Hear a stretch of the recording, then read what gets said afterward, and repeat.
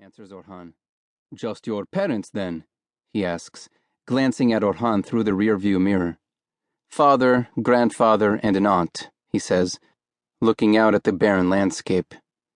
How is it that even without a single structure weighing down on it, the land is heavy, the atmosphere so pressed it makes it hard to breathe? It was these very fields, burdened with a history he could not name, that first inspired him to pick up his dede's Leica. Somewhere around age 15, Orhan discovered that if he blurred the image in the lens enough, Karod would no longer threaten to crush him. Through the lens, the slopes and valleys of his childhood started to resemble abstract paintings. Broad strokes of yellow and green, hidden patches of lavender, set against an ever-changing sky of blue and orange. It was only later that he realized he was imposing meaning upon the world, by the way he chose to capture it. Those first photographs were like butterflies suspended in glass panes. I grew up near Sivas, the driver continues. What's your family name? Maybe I know it. There is no escaping this constant need for placing one another in Turkey. It's one of the few things Orhan loved about living in Germany, the anonymity. Turkolu, he says finally. The driver's expression, framed in the rear-view mirror, changes. I am sorry for your loss, he says. Kemal Bey was an extraordinary man. Is it true he fought at Ctesiphon? Orhan nods, taking another drag from his cigarette. They don't make them like that anymore. That generation was full of real men. They fought against all of Europe and Russia, established a republic, and founded entire industries. It's something, huh? Yes, agrees Orhan. It's something.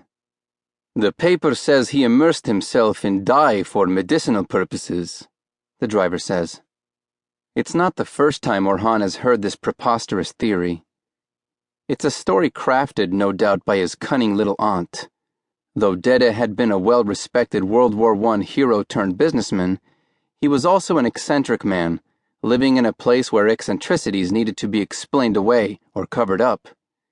In villages like Karod, every person, object, and stone has to have some sort of covering, a layer of protection made from cloth, brick, or dust. Men and women cover their heads with skullcaps and headscarves.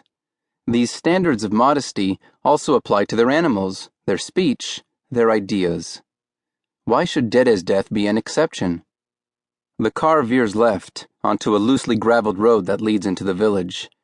Orhan searches for the wooden post that used to announce the village's name in unassuming hand-painted white letters, but it's nowhere to be found. A young boy in a bright orange shirt and green shorts walks behind a herd of cows. He sweeps a long stick at their backs, ushering them into one of many narrow corridors sandwiched between mud-caked houses. Is this it? Asks the driver. Yes, says Orhan. Just follow this road until you see the house with the large columns. The sound of crunching gravel comes to a halt as the car stops. Orhan extinguishes his cigarette and steps out. He can hear the singular sound of hired wailers, their practiced percussion luring him out of the car.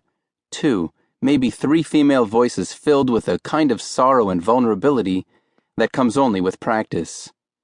The 2-story family home is a dilapidated old ruin by any standards, but here in the forgotten back pocket of central Anatolia, it is considered a sturdy and grand affair. A thin film of mustard-colored stucco advances and retreats over hand-cut stones of putty and gray, reminding Orhan of a half-peeled piece of dried-out fruit. The Victorian-looking house, complete with parlor and basement, is the birthplace of Tariq Inc., which began as a small collection of workshops and which, over the past 6 decades, grew into an automated firm exporting textiles as far away as Italy and Germany.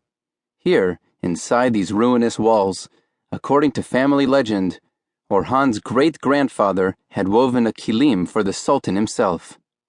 That was before the empire became a republic, before democracy and westernization revolutionized what it meant to be a Turk.